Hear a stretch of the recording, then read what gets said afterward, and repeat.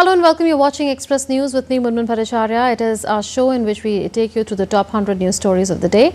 Let's get started. India mourns the loss of a former Prime Minister Dr. Manmohan Singh, who passed away on Thursday night. President Draupadi Murmu led the nation in paying tributes to the former Prime Minister. Vice President Jagdeep Dhankar also paid his tributes to the former Prime Minister at his residence in New Delhi on Friday. Prime Minister Narendra Modi paid his last respects to Dr. Manmohan Singh at his residence in the national capital. In his condolence message, Prime Minister Modi talked about Dr. Singh's inspirational life and the contributions he has made to India's progress. In a social media post on X, Prime Minister Narendra Modi shared photographs of his meetings with Dr. Manmohan Singh. He said that the former Prime Minister made extensive efforts to improve people's lives. Other leaders, including Home Minister Amit Shah, along with a Union Minister and National President of the Bharatiya Janata Party, JP Nadda, paid their respects to the departed soul. Leader of Opposition in Lok Sabha, Rahul Gandhi, also reached the former Prime Minister's home to pay his tributes. Congress MPs Sonia and Priyanka Gandhi were also in attendance. India has announced a 7-day period of state mourning as a mark of respect to former Prime Minister Dr. Manmohan Singh. National flag is being flown at half-mast at Rashtrapati Bhavan. Last rites will be conducted with full state honours. The Union Cabinet, chaired by Prime Minister Narendra Modi, passed a condolence resolution in the memory of Dr. Manmohan Singh. The Cabinet paid homage to the former Prime Minister by observing a 2-minute silence. Condolences also poured in from across the globe following the demise of Dr. Manmohan Singh. US Secretary of State Antony Blinken said that Singh was one of the greatest champions of the US-India strategic partnership. Former President of Afghanistan, Hamid Karzai, in a post on X, said that India has lost one of its most illustrious sons, calling him an unwavering ally and friend to the people of Afghanistan.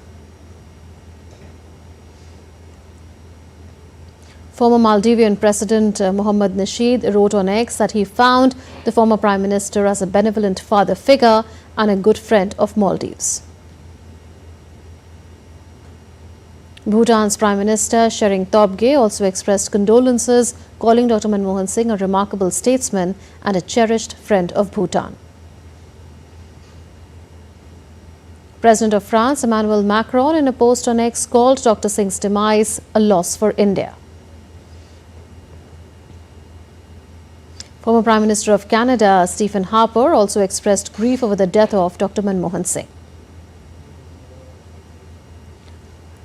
Russian Ambassador to India Denis Alepov said that the passing away of Singh is a moment of poignant sorrow and grief for India and Russia. Dr. Manmohan Singh, who was also known as the architect of India's economic liberalization, passed away on Thursday night at the age of 92. He breathed his last at the AIIMS New Delhi emergency ward after being in critical condition. This year, 27th December, marks the 227th birth anniversary of the legendary Urdu poet Mirza Ghalib. The poet's works still resonate with a plethora of literature and poetry enthusiasts. Indian Railways Northeast Frontier Railway has signed an MOU with the IRCON International Limited for the maintenance of electrification infrastructure. As part of India's commitment to renewable energy and reducing carbon emissions, 1 megawatt solar power plant at Katra railway station marks a significant milestone in the adoption of sustainable and clean energy solutions. At close, India's indices Nifty climbed 60 points to settle at 23,800. Sensex jumped 271 points to settle at 78,744. Indian rupee fell 53 paise to close at an all-time low of 85.54 against the US dollar. Gold futures maturing on February 5 were priced at 76,867 rupees per 10 grams on the multi-commodity exchange. Silver futures for March 5 maturity stood at 89,720 rupees per kg on the MCX. Crude oil prices were heading towards a weekly gain and trading at $73.18 per barrel on Friday. Prasar Bharati's OTT platform Waves has achieved a new milestone since its launch. Minister of Information and Broadcasting of the Government of India, Ashwini Vaishnav, took to his X account to say that Waves OTT app has crossed a significant milestone of 1 million downloads.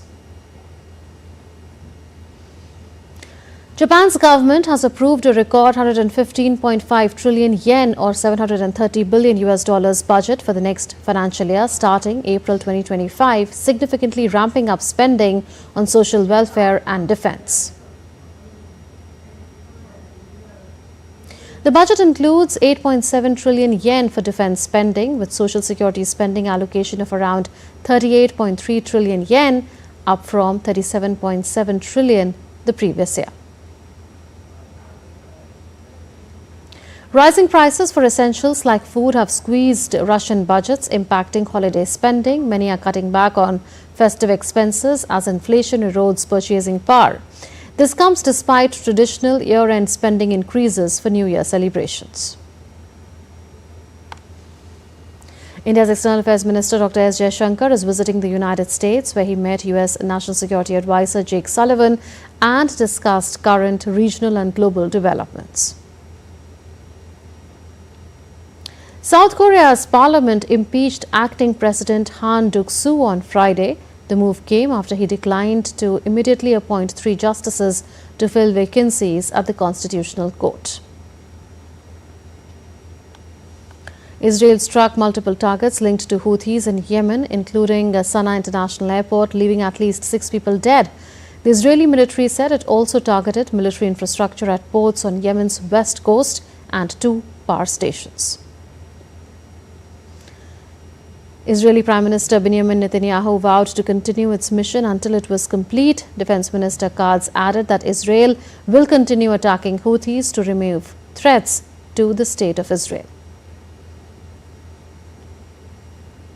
The head of the United Nations World Health Organization, Tedros Ghebreyesus, said that he and his colleagues were traveling through Yemen's Sana'a airport on Thursday when it came under attack. The spokesperson of UN Chief Antonio Guterres said that the airstrikes on Yemen's Sana'a International Airport, the Red Sea ports and power stations were particularly alarming.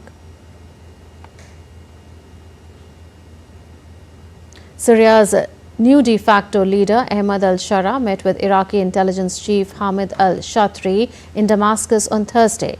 Hamid al-Shatri discussed the situation in Syria and measures to enhance security and stability along the shared borders with Syria's new leadership.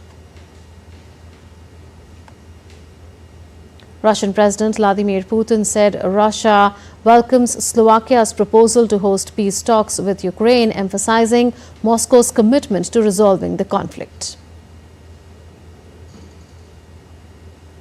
South Korea's spy agency confirmed on Friday that the North Korean soldier sent to support Russian forces has been captured by Ukrainian troops in a border region where Ukraine had launched a surprise strike in August.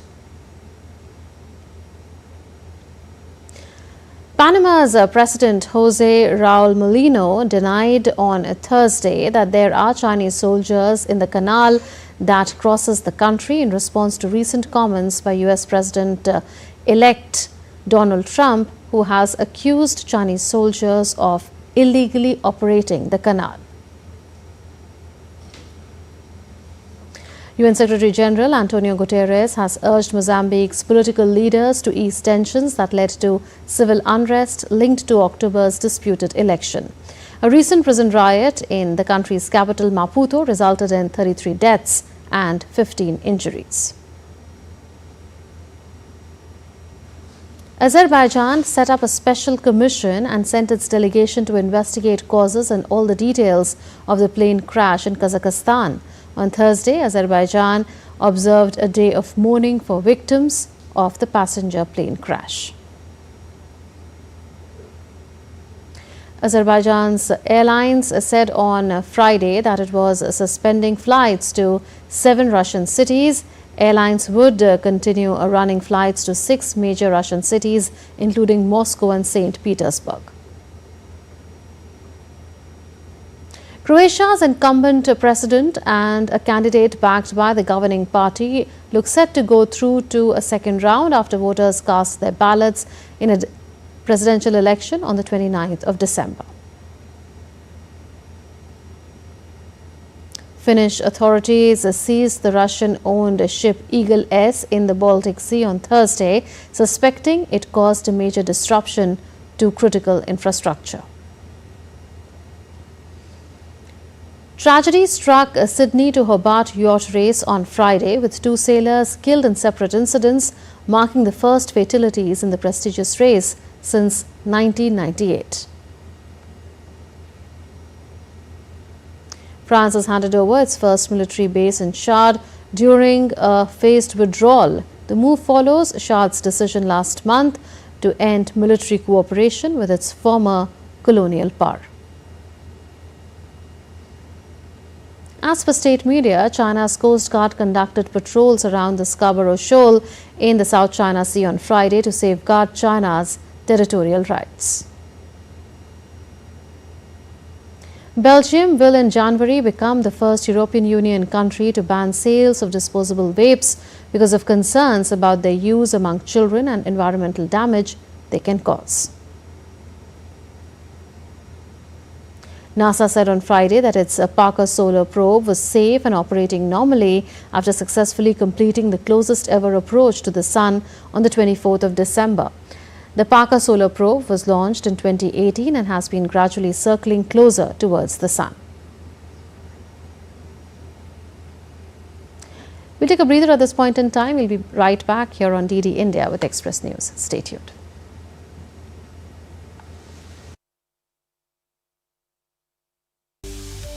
This year, the Wall of Sports gave unforgettable moments that will forever echo in the halls of glory.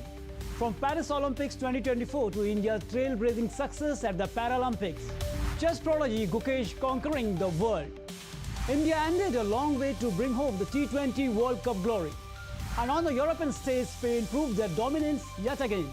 Relive the drama, the triumphs and the passion that defined Sports Saga 2024.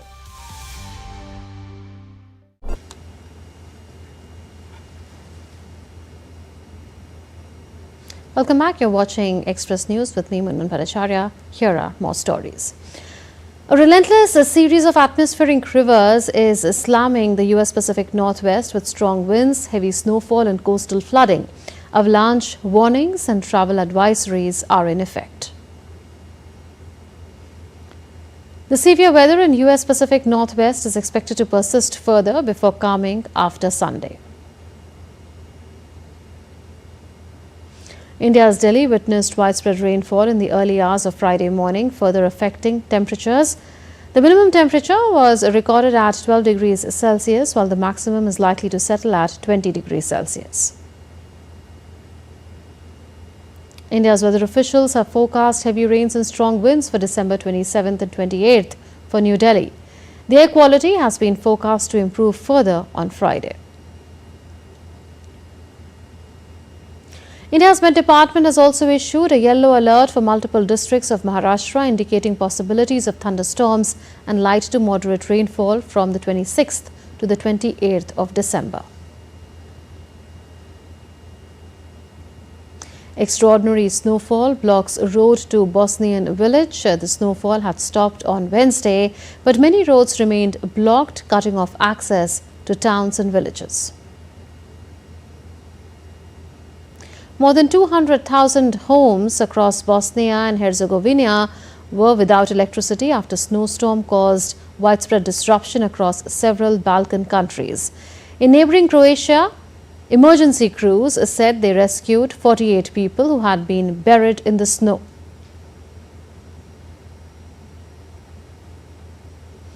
In Hawaii, satellite images reveal the spread of lava around Kilaueu's crater following its eruption on the 22nd of December.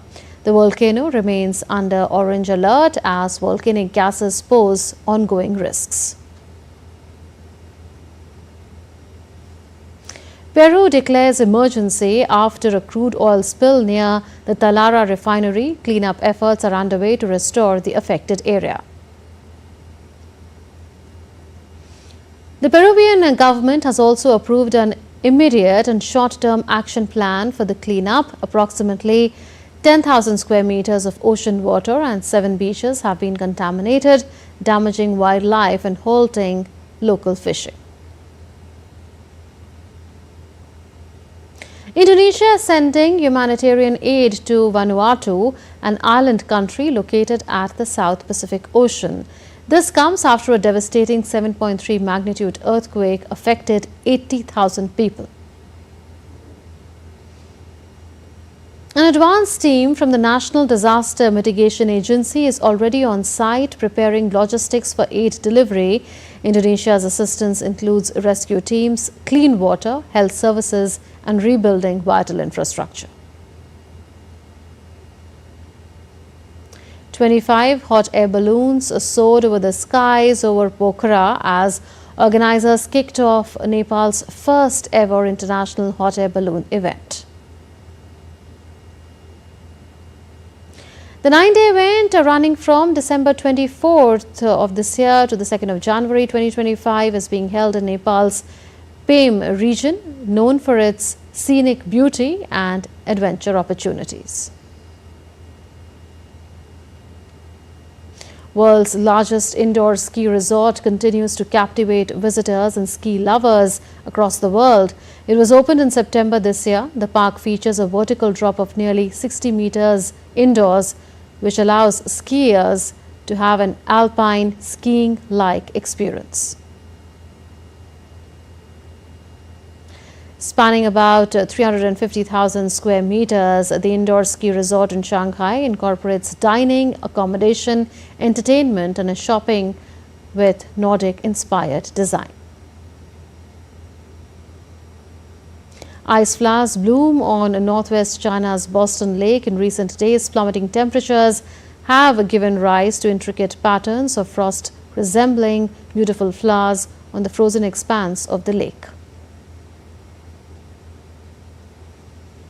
The unique ice flowers exhibit a range of shapes from fluffy tufts akin to control cotton, in fact, to ethereal forms reminiscent of butterfly wings delicately adorning the icy landscape. This phenomena has become a picturesque winter attraction in the region.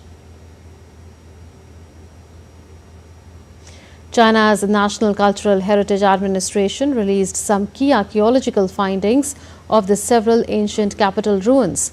These date back to the earliest China dynasties over 4,000 years ago. Remains of the capital showed that the ancient city had crisscross roads and walls that divided it into 4 regular grids, covering an area of 3 million square meters. The Erlutu relics site in Luoyang city was thought to be the capital of Xia dynasty.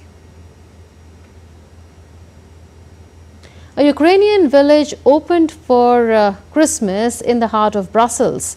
The fest is an opportunity to introduce foreigners to Ukrainian cuisine and traditions. The Ukrainian Fest in Brussels will run until the 5th of January. There are also handmade souvenirs from embroidered shirts to Motanka dolls. This corner is visited daily by up to 1,000 people, both Ukrainians and foreigners. Dubai's ambitious winter festival program is illuminating the emirate with daily fireworks displays, and the Expo 2020 site has transformed into an enchanting winter city. The cornerstone of the celebrations is the daily fireworks spectacle at Dubai Festival City, while the Hatta Hills add a natural touch. Dubai Shopping Festival also showcases daily drone shows combining technology with fireworks. The Indian city of Prayagraj in Uttar Pradesh is undergoing rigorous preparations for the Hindu religious mega festival of Mahakumbh 2025. Besides rivers, a makeshift city is being built to host millions of pilgrims and visitors from across the globe. Your Fault, a Spanish romantic film based on Mercedes Ron's popular novel of the same name, is now streaming on Prime Video. Teaser for season 2 of Doctor Who is out, starring Shruti Gatwa as the Doctor and Varada Sethu as Belinda Chandra. Doctor Who will return to iPlayer and BBC One in 2025. Hudson Meek, best known for playing the young baby in the 2017 action film Baby Driver, dies at the age of 16 after falling from a moving vehicle. The sequel to the 2018 action heist movie Den of Thieves is all set to hit the theatres on the 10th of January 2025. The film will see Gerard Butler and O'Shea Jackson reprising their roles. Netflix has dropped the much anticipated trailer for Night Agent Season 2 starring Gabriel Basso and Lucian Buchanan. The series is all set to release on the 23rd of January 2025. Released in theatres this Christmas, Bollywood's Varun Dhawan starrer action thriller Baby John sees a dramatic drop in box office earnings on day 2. The total collection stands at 15.75 crore rupees.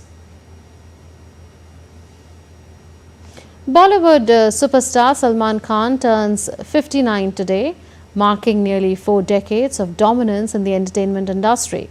Meanwhile, fans of film fraternities poured heartfelt birthday wishes on him. The makers have teased the first look of Salman Khan from his upcoming film Sikandar, directed by A.R. Murugadoss. The film will arrive on Eid 2025. Hindi film actors Khushi Kapoor and Junaid Khan gear up for the movie titled Lavyapa, scheduled to release on the 7th of February 2025. The movie is an official remake of the Tamil rom-com Love Today.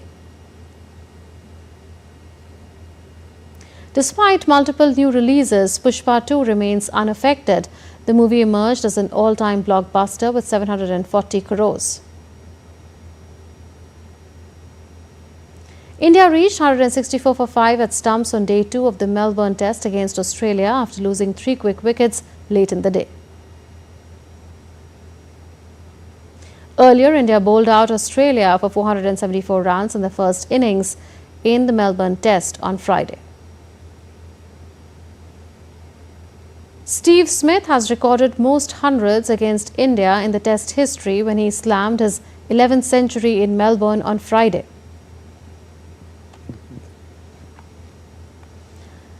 Indian players wore black bands on day 2 of 4th Test against Australia as a mark of respect for former Prime Minister Dr. Manmohan Singh, who passed away on Thursday. India's legendary batter Sunil Gavaskar has defended Virat Kohli, who was fined 20% of his match fees for shouldering Australian batter Sam Constance on Thursday. Indian women cricket team defeated West Indies by 5 wickets to win the third one-day international match in Vadodara and clinched the series 3-0. Indian Grandmaster Arjun Erigaisi opened his campaign with 4 wins and a solitary loss at the World Rapid Chess Championship in New York. Sports governing body World Boxing has added Asia as the newest member. President of Boxing Federation of India Ajay Singh has been appointed as a board member.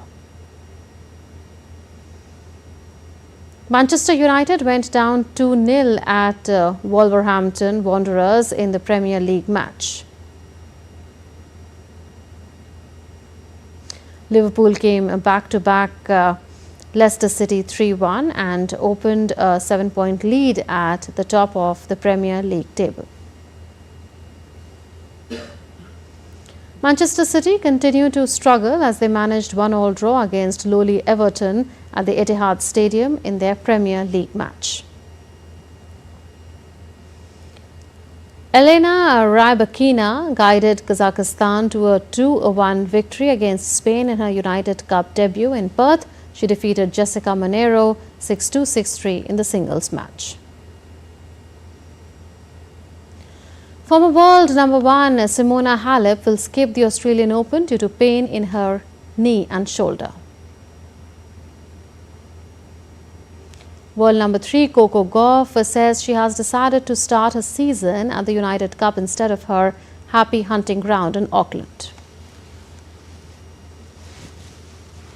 And 2 sailors were killed in separate incidents in the Sydney to Hobart yacht race. This is the first loss of life since 1998. That's it in this edition of Express News. Thanks for watching.